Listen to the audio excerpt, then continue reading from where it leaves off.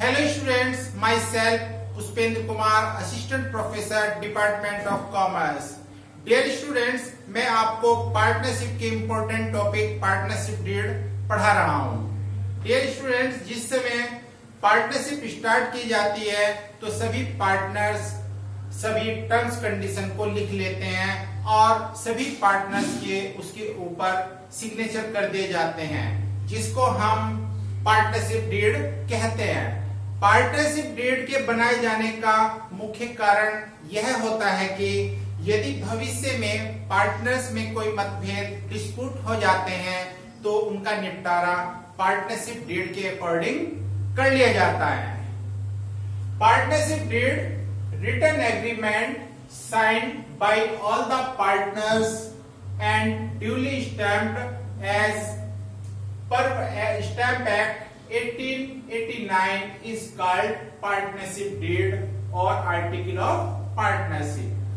Partnership deed एक लिखित agreement है जिस पर सभी पार्टनर के साइन होते हैं और स्टैम्प एक्ट 1889 के अकॉर्डिंग स्टैम्प होता है, जिसको हम पार्टनरशिप डीड या आर्टिकल ऑफ पार्टनरशिप कहते हैं। Content of partnership deed, partnership deed में क्या क्या लिखा जाता है? First, name and address of firm. Partners द्वारा जो बिजनेस किया जाता है उस बिजनेस को हम फर्म कहते हैं। Name and address of firm, firm का क्या नाम है और उसका क्या एड्रेस है। Second, name and addresses of partners, partners के क्या क्या नाम है और उनके क्या क्या एड्रेस हैं।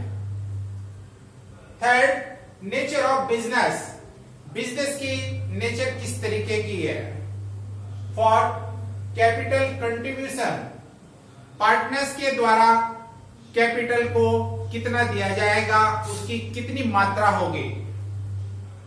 इंटरेस्ट ऑन कैपिटल, कैपिटल पर इंटरेस्ट की रेट क्या होगी, अलाउ होगा या नहीं। इंटरेस्ट ऑन ड्राइंग, ड्राइंग पर कितने परसेंट इंटरेस्ट कैलकुलेट होगा। प्रॉफिट शेयरिंग रेशो, पार्टनर्स के बीच में जो प्रॉफिट और लॉस है उसका बंटवारा, उसका डिस्ट्रीब्यूशन किस रेशो में किया जाएगा। इंटरेस्ट ऑन पार्टनर्स लोन, यदि पार्टनर के द्वारा फर्म को लोन दे दिया जाता है तो उस लोन के ऊपर कितने परसेंट ब्याज इंटरेस्ट लिया जाएगा। सैलरी एंड कमीशन, यदि कोई वर्किंग पार्टनर है उस पार्टनर को सैलरी या कमीशन अलाउड होगा या नहीं। अकाउंटिंग पीरियड, फर्म का अकाउंटिंग पीरियड कौन सा तय किया गया है। Right and duties of partner, partner के क्या राइट और ड्यूटी होंगे, क्या अधिकार और कर्तव्य होंगे, ये निर्धारित किया जाता है। ऑडिट ऑफ अकाउंट्स, जो फर्म की बुक से उनका ऑडिट होगा या नहीं, वो किया जाना अनिवार्य है या नहीं। ऑपरेशन ऑफ बैंक अकाउंट, जो बैंक अकाउंट है उसको किन पार्टनर द्वारा ऑपरेट किया जाएगा। गुडविल, फर्म की जो गुडविल है वो किस कंडीशन में कैलकुलेट की जाएगी। ड्यूरेशन ऑफ पार्टनरशिप, यदि पार्टनरशिप किसी एक निर्धारित समय के लिए, एक निश्चित पीरियड के लिए बनाई गई है तो उस पीरियड का उल्लेख किया जाएगा। सेटलमेंट ऑफ डिस्प्यूट, यदि पार्टनर के बीच कोई डिस्प्यूट हो जाता है तो उसका निस्तारण, उसका सेटलमेंट किस बेस पर किया जाएगा।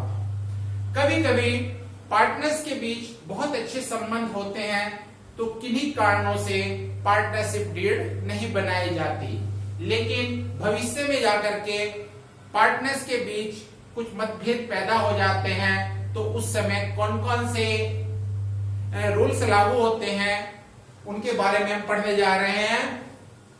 Rules applicable in the absence of partnership deed, partnership deed के एब्सेंस में कौन से रूल्स एप्लीकेबल होंगे।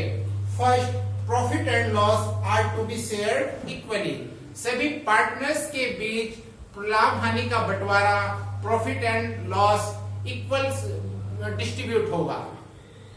Second, no interest calculated on capital and drawing. Capital और ड्राइंग्स पर इंटरेस्ट कैलकुलेट नहीं होगी। Third, salary commission not allowed. किसी भी वर्किंग पार्टनर्स को कोई भी सैलरी या कमीशन नहीं दिया जाएगा। Interest on partners loan is 5% per annum.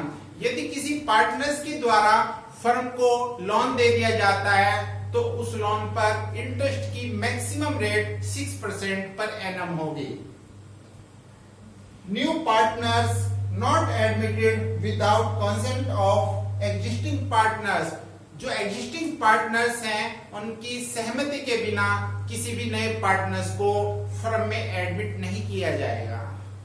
Thanks.